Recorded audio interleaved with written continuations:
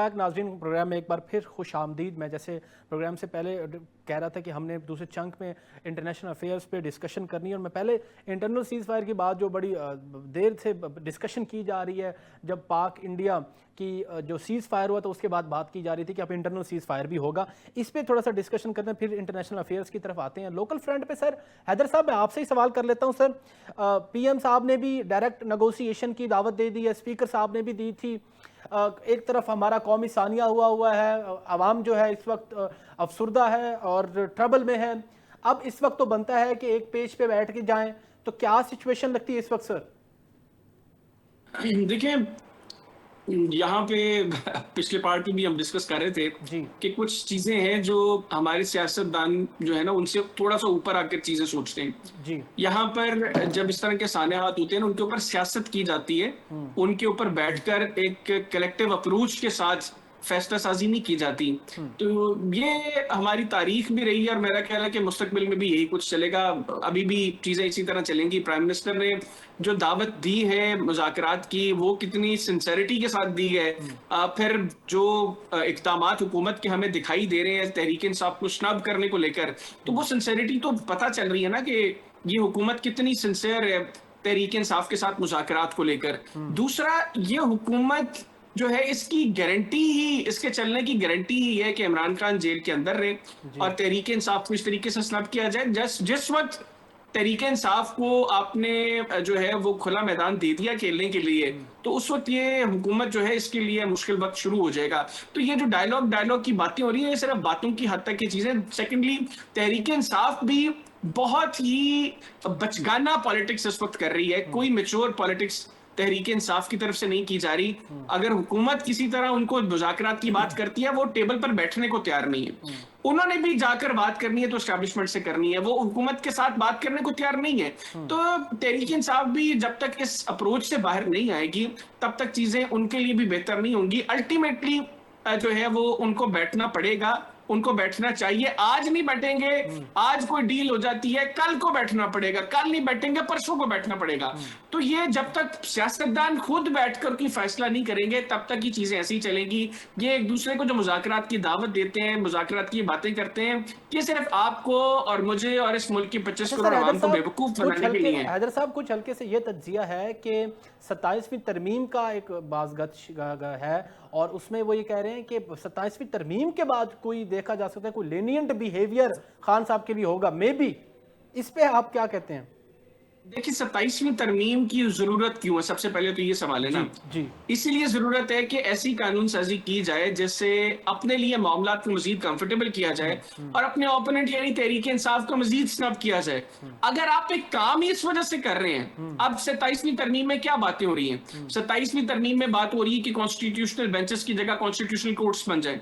आप खुद एक वकील है, आपको बेहतर अंदाजा है कि जिस वक्त आप कॉन्स्टिट्यूशनल कोर्ट्स बना देंगे, आप एक पैरेलल सिस्टम पूरा खड़ा कर देंगे जिसमें आपकी मर्जी के जज होंगे। फिर आप उनकी एज के हवाले से भी कानून साजी करना चाह रहे हैं कि सुप्रीम कोर्ट में तो यही उम्र रहे रिटायरमेंट की, लेकिन कॉन्स्टिट्यूशनल कोर्ट्स के जो जजेस हों उनकी रिटायरमेंट एज जो है वो 70 ईयर्स हो जाए, या आप जो अभी करंट रिटायरमेंट एज आप इससे उसको बढ़ा दें। तो आप अल्टीमेटली इससे क्या अचीव करना चाहते हैं? आप ये अचीव करना चाहते हैं कि इस मुल्क में जुडिशरी आपके कंट्रोल में रहे, फैसले आपकी मर्जी के आते रहे, और वो फैसले हो जिनसे आपको फायदा हो, आपके पॉलिटिकल ओपोनेंट को उसका नुकसान हो। लेकिन ये सिस्टम ज्यादा देर तक ऐसे नहीं चल सकता। अल्टीमेटली कहीं ना कहीं इसको ब्रेक लगेगी, और जब वो ब्रेक लगेगी फिर नुकसान इस हुकूमत को होगा उन्हीं फैसलों का जो आज तहरीक इंसाफ को रगड़ने के लिए कर रहे हैं। कल को यही सारे फैसले इनके खिलाफ जो है वो हो रहे होंगे, कल इन्हीं फैसलों की वजह से ये रगड़े जा रहे होंगे। फिर इनको याद आएगा कि वाकईतन हम ये गलत हो रहा है, ये पॉलिटिकल विक्टिमाइजेशन भी है। आज तो ये 100 नाम दे देना तहरीक इंसाफ को स्टॉप करने के लिए, लेकिन कल ये सब कुछ जब इनके साथ होगा, फिर ये भी यही कहेंगे, यही राग इनका होगा कि पॉलिटिकल विक्टिमाइजेशन हो रही है, हमें टारगेट किया जा रहा है। ये हुकूमत को सोचना चाहिए, ये पहली टर्म नहीं है। इन्होंने बहुत टर्म्स देखी हैं, ये सब कुछ ये खुद अपनी माजी में देख चुकी हैं और सफर कर चुकी हैं। लेकिन अफसोस है कि आज इस मकाम पर पहुंचने के बावजूद इतना लंबा सियासी सफर जो है वो तय करने के बावजूद यहाँ पर अप्रोच तब्दील नहीं हो पा रही हुकूमती हलकों। सर बिल्कुल ऐसे ही है। ये जो मकाफात अमल की सियासत है ये तो बड़ी दहाइयों से चलती आ रही है और मुस्तकबिल करीब में ये चीज़ें फिर ऐसे पलड़ा चेंज होगा, फिर पता भी नहीं चलेगा। अच्छा सर, मैं ज्ञानी साहब आपकी तरफ आऊँगा। जहाँ हम बात इंटरनल सीज फायर की कर रहे हैं तो हम वो वक्त भी नहीं बोले जब एक वॉर सिचुएशन बनी थी। अल्लाह पाक ने हमारे एक मौके के अंदर बुनियाद महसूस किया, हमें कामयाबी बख्शी। और अमेरिका का अभी लेटेस्ट जो एक बयान आया है कि अमेरिका के ट्रंप साहब ने फिर फरमाया है कि पाकिस्तान और भारत के दरमियान जंग बंदी पर मुसलसल नज़र रखी हुई है। पता नहीं किस तरीके की नज़र रखी हुई है कि मोदी उधर जो है वो अपनी बयानबाजी से, अपनी हड हरमियों से जो है वो बिल्कुल बाज नहीं आ रहा, और वहाँ पे जिस किस्म की महफिल लगे उसमें उसका ये स्टांस होता है कि हम अगली जंग के लिए, अपने अगले जो है ऑपरेशन के लिए तैयार हैं। तो उस तरफ ये बयान है, इस तरफ हमारे क्या बयान है, हम किस तरीके से अगली तैयारी करके बैठे हैं, इस पे सर आपका क्या तज़िया है ज्ञानी साहब? सर उमर शरीफ साहब, बात ये है कि इंडिया की जो इस वक्त सिचुएशन है लोकल तौर पर जी, बल्कि नेशनल लेवल पर, तो जो बीजेपी की गवर्नमेंट है वो बहुत मुश्किल वक्त में है। उस पर जितनी तनकीद हो रही है पार्लियामेंट में या आउट ऑफ पार्लियामेंट, जो जितनी तनकीद हो रही है उनके लिए वो मैं समझता हूँ कि काफ़ी टफ टाइम वो दे रहे हैं। अभी आप देखें कि पिछले दिनों कुछ सेशन हुआ था इंडिया की पार्लियामेंट का, जो राहुल गांधी जो अपोजिशन लीडर हैं या दूसरे जो कांग्रेस लीडर हैं, उन्होंने मोदी साहब की, वज़ीर ख़ारजा की, वज़ीर दाखिला की, उन्होंने इतनी ज़्यादा इंसल्ट की है और फिगर के साथ इंसल्ट किया कि वो लोग जो है ना वो बोल नहीं पा रहे थे जी। अब इसी सिचुएशन को सामने रख के अगर हम इसको जज कर लें, इसको एग्जामिन कर लें, तो इंडिया के पास कोई मोदी के पास बल्कि मैं समझता हूँ कि कोई स्टेप नहीं रह जाता कि वो पाकिस्तान पर हमला ना कर दे जी। यानी हालात इंस्टिगेट इस तरफ किए जा रहे हैं कि इंडिया के पास अब ऑप्शन नहीं रह रहा कि वो इस पर हमला ना कर दे, और अगर वो हमला करता है तो आगे कंसिक्वेंसेस क्या होते हैं ये एक अलग बात है। ठीक है। दूसरी तरफ आप देखें तो जो ट्रंप साहब हैं, ट्रंप साहब को दो चीज़ें जो है ना वो वहम में लग गई हैं।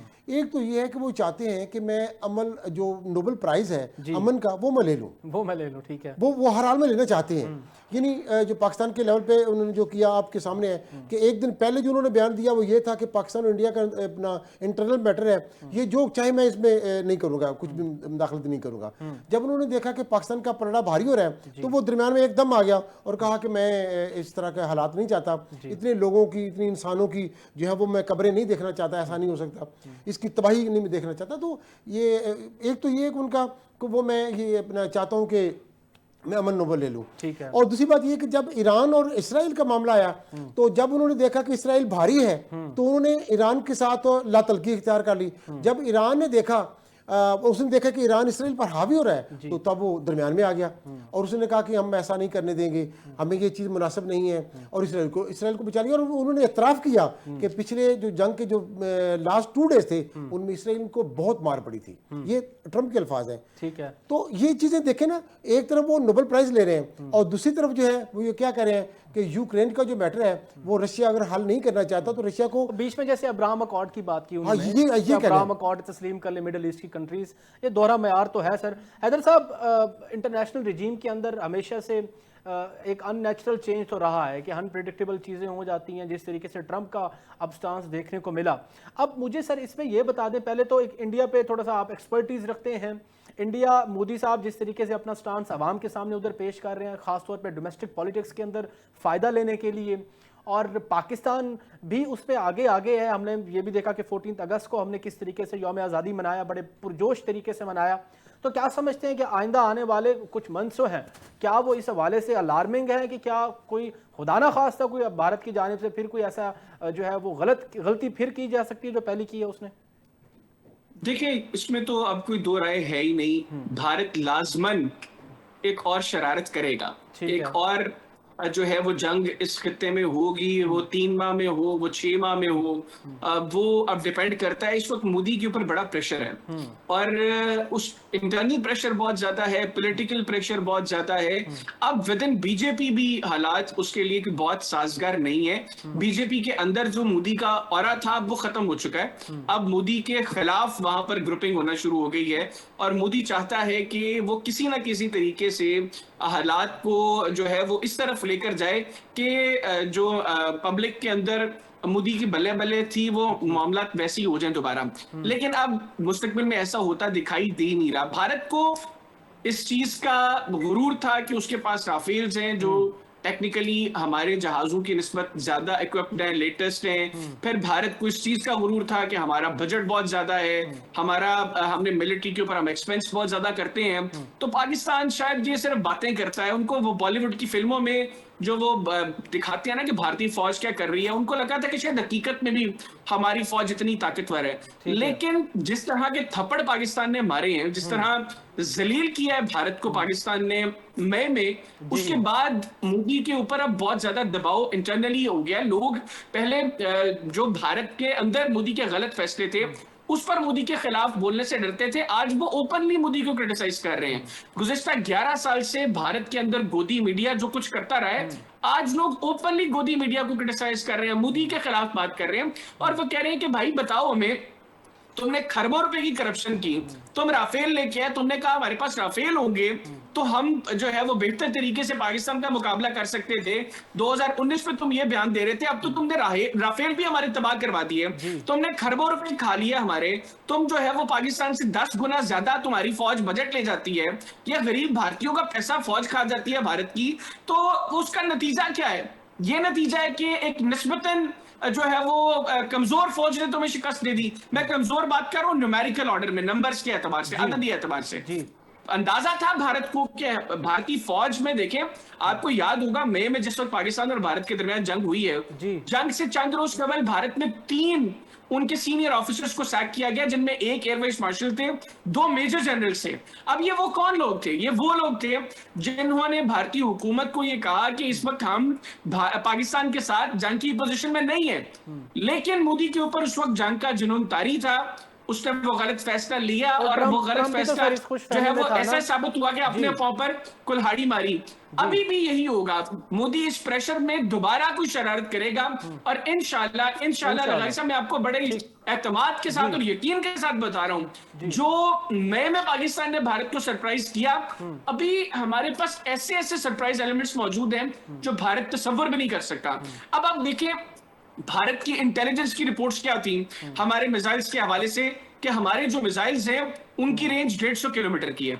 और आपको इस चीज का शायद अंदाजा हो या ना हो कि भारतीय फिजाइया के जो जहाज थे जिन्होंने पाकिस्तान पर अटैक किया, उन्होंने 150 किलोमीटर से ज्यादा फासला रखा ताकि वो पाकिस्तान के हमले से महफूज रह सके। लेकिन हम लोगों ने जो बियॉन्ड विजुअल रेंज जो ये कॉम्बैट था, उसमें भारतीय जहाज जो गिराए, उनमें एक जहाज 200 किलोमीटर से ज्यादा फासले से जो है उसको तबाह किया, एक जहाज तकरीबन 190 किलोमीटर के फासले से जो है वो तबाह किया। फिर साइबर वॉरफेयर, फिर इलेक्ट्रॉनिक वॉरफेयर, पाकिस्तान ने हर महाज पर जो तैयारियां की हैं भारत तसव्वुर भी नहीं कर सकता। और इस तैयारी को मैच करने के लिए भारत को सालों लगेंगे, इस तैयारी को मैच करने के लिए भारत को सालों लगेंगे, और जितना टाइम उसको लगेगा तैयार होने में, तब तक हमारी तैयारी मजीद बेहतर हो जाएगी, मजीद अच्छी हो जाएगी इंशाल्लाह। सर ज्ञानी साहब, अब रूस के हवाले से मुझे ये बताएं कि देखें जिस तरीके से ट्रंप कोशिश कर रहा है सीज फायर कराने की रूस और यूक्रेन के दरमियान सर, और अब इसमें यह कि अलास्का में जो मीटिंग हुई,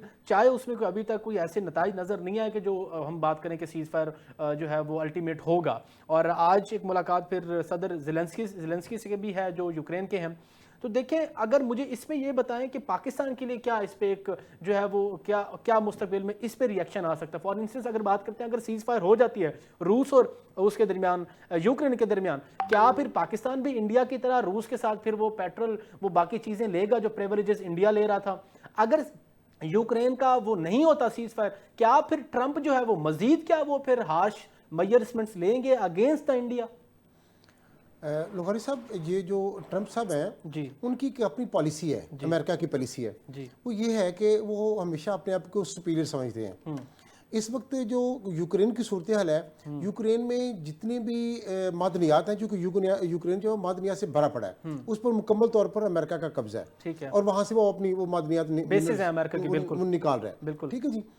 अब जो उन्हीं मादनियात पर जो है नजर है वो रूस की भी है, रूस भी ये चाहता है कि वो मादनियात हमें मिले। अब ये जंग जो है वो सिर्फ और सिर्फ बेनिफिट्स की जंग है। लेकिन जो बातचीत हो रही है अमेरिका में और रशिया में, तो वो जो पॉइंट्स ले रहे हैं ट्रंप साहब, वो रशिया को कभी भी काबिल कबूल नहीं है। और रशिया जो है वो हर हाल में उसकी इस जंग में अपनी कामयाबी चाहता है और यूक्रेन को अपने हिस्सा बनाना चाहता है, इसलिए ये मामला कामयाब नहीं होंगे। जहां तक पाकिस्तान की बात है या इंडिया की बात है, तो पहले भी इंडिया तो रशिया से तेल ले रहा है जी, लेकिन हम पाकिस्तान जो है इसके लिए इमरान खान ने कुछ मुज़ाकरात किए थे तेल लेने के लिए और कुछ दूसरे भी बेनिफिट्स लेने के लिए, लेकिन वो वक्त नहीं आ सका।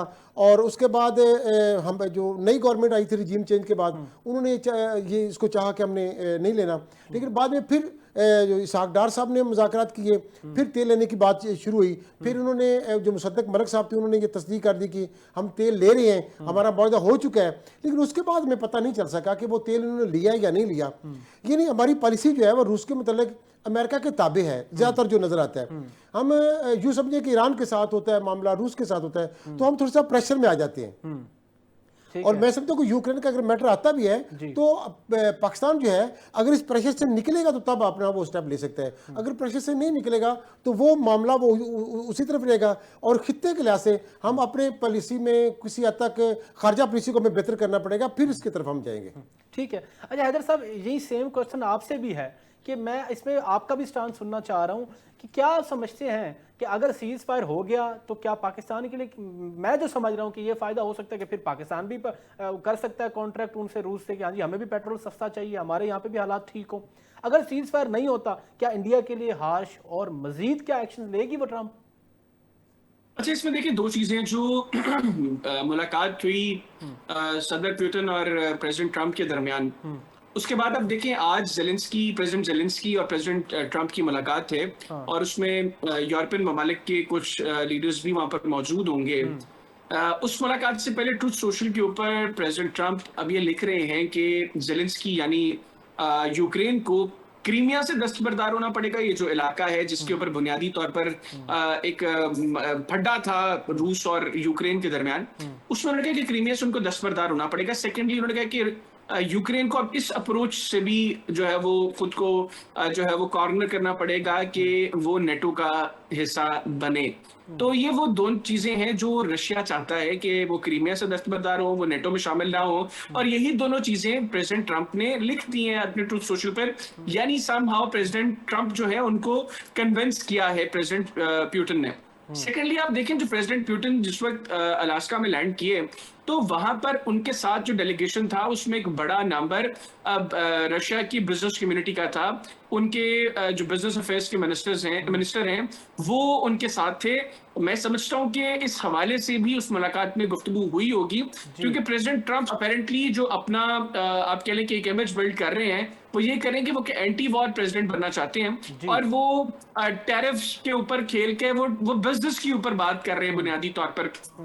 तो मेरा ख्याल है कि शायद वो भी ये चाहते हैं कि अब इस दुनिया में एक डिवीजन कर ली जाए जिसमें जो तीनों ग्रेट पावर्स हैं, रूस जो है वो भी कारोबार करे, चीन के लिए भी स्पेस बने जिसमें सीपैक को समहाउ एक्सेप्टेंस दी जाए, क्योंकि आज अमेरिका के लिए सीपैक बीआरआई को हजम करना भी बड़ा मुश्किल है। सिमिलरली अमेरिका अपने लिए भी रास्ते उसके अंदर निकाले।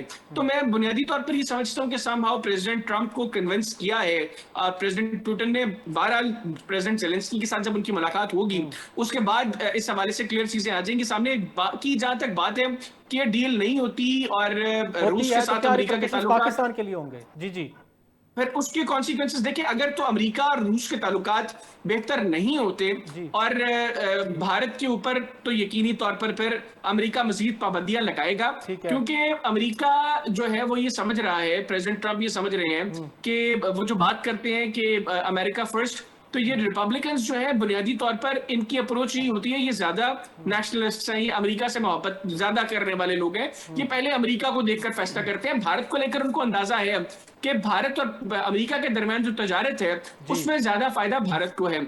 ठीक है। और चूंकि भारत एक बड़ा मुल्क है तो प्रेसिडेंट ट्रंप ये चाहते हैं कि इस अपॉर्चुनिटी को वेस्ट मत किया जाए और उसमें मैक्सिमम फायदा जो है वो अमेरिका को हो। इस हवाले से वो जितना प्रेशर भी भारत पर डाल सके वो डालेंगे। दूसरी तरफ भारत जो कर रहा है वो भी स्मार्ट मूव्स हैं। भारत चीन के साथ अपने ताल्लुकात को बेहतर करने की कोशिश कर रहा है। अब आप देखें कि वैंग यी जो है चाइनीज फॉरेन मिनिस्टर, वो पीर को भारत 2 रोजा दौरे पर जा रहे हैं, जहां पर उन्होंने अपने इंडियन काउंटर पार्ट से भी मुलाकात करनी है। वो भारतीय वजीर आजम नरेंद्र मोदी या सरेंद्र मोदी, जो आपका दिल करता है आप उनसे कहें, उनसे भी उनकी मुलाकात है। और उसमें वो क्या डिस्कस करेंगे, वो लाइन ऑफ एक्चुअल कंट्रोल को भी डिस्कस करेंगे। अब भारत पाकिस्तान के साथ कश्मीर डिस्कस नहीं कर रहा, लेकिन लाइन ऑफ एक्चुअल कंट्रोल जो चीन के साथ है उसको वो डिस्कस करने को तैयार है। आज क्यों? क्योंकि वो अमेरिका को आंखें दिखाने की कोशिश करना चाहता है, और उसके लिए वो पहले चाहता है कि वो चीन के साथ ताल्लुकात को बेहतर करे। चीन भारत की इन सारे मामलात को समझता है, और वो ऐसा कोई फैसला नहीं करेगा जिससे पाकिस्तान के लिए कोई मसला हो। लेकिन इन लॉन्ग रन अगर रूस के साथ अमेरिका के ताल्लुकात बेहतर नहीं होते और भारत इसी के ऊपर खड़ा रहता है कि वो रूस से तेल भी लेगा, तो मेरा ख्याल है कि चीन के साथ उसके ताल्लुकात कोई बहुत बेहतर नहीं होने जा रहे। अल्टीमेटली भारत को नुकसान होगा और ट्रंप मजीद स्नब करेंगे प्राइम मिनिस्टर मोदी को और इंडिया। ठीक है ज्ञानी साहब, आखिरी सवाल, फिर मैं प्रोग्राम के कंक्लूजन की तरफ जाऊंगा। सबसे पहले तो ये बता दें कि इसराइली जो सूरत हाल इस टाइम बनी हुई है कि इसराइल ने जिस तरीके से जुल्म बर्बरियत की हुई है, मैं आज की लेटेस्ट डेवलपमेंट बता दूं कि इसराइली आर्मी चीफ ने गाज़ा सिटी पर कब्जे के मंसूबे की मंजूरी दे दी है। ठीक है, तो एक तरफ हमारे फील्ड मार्शल साहब और पीएम साहब का ये मेरे ख्याल में एक ब्लंट मैसेज पूरी दुनिया के लिए तो है ही है कि कश्मीर के इशू पे और गाज़ा के इशू पे, फ़लस्तीन के इशू पे ना हम जो है वो उनके साथ हैं, उन मुसलमानों के साथ।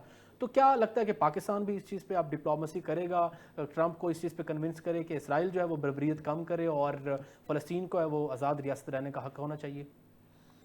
उमर भाई, ये बात जो है ना इतनी दुख की बात है कि जिस तरह इसराइल ने इसमें फ़लस्तीन में खून बहाया, बच्चों का, औरतों का, बल्कि जो है प्रेग्नेंट औरतों का, तो ये बड़ी दुख की बात है। और इस पे हमें तो मुसलमानों को ख़ास तौर पे बहुत बड़ा एक्शन लेना चाहिए था, लेकिन अफसोस कि ऐसा हुआ नहीं। और बल्कि अगर पाकिस्तान करना चाहता है, बल्कि दूसरे ममालिक को भी करना चाहिए था कि फ़लस्तीन को एज आ रियासत तस्लीम कर लेना चाहिए था, लेकिन अभी तक वो ऐसा नहीं हो सका। फ़लस्तीन को हमने रियासत के तौर पर तस्लीम नहीं किया। लेकिन इसके बावजूद जो फ्रांस है, बेल्जियम है, या कुछ दूसरे ममालिक हैं, वो फ़लस्तीन को आज़ाद रियासत तस्लीम करने जा रहे हैं। बल्कि इसके ऊपर जो ब्रिटिश है, इंग्लैंड है, उसने भी अपने कुछ अपना अज़ाइम का इजहार किया है कि हम इसको सितंबर में या अक्टूबर में इसको आज़ाद रियासत के तौर पर तस्लीम कर सकते हैं। अगर ये सूरत हाल है तो मुसलमान ममालिक को भी इस तरफ तवज्जो देनी चाहिए थी।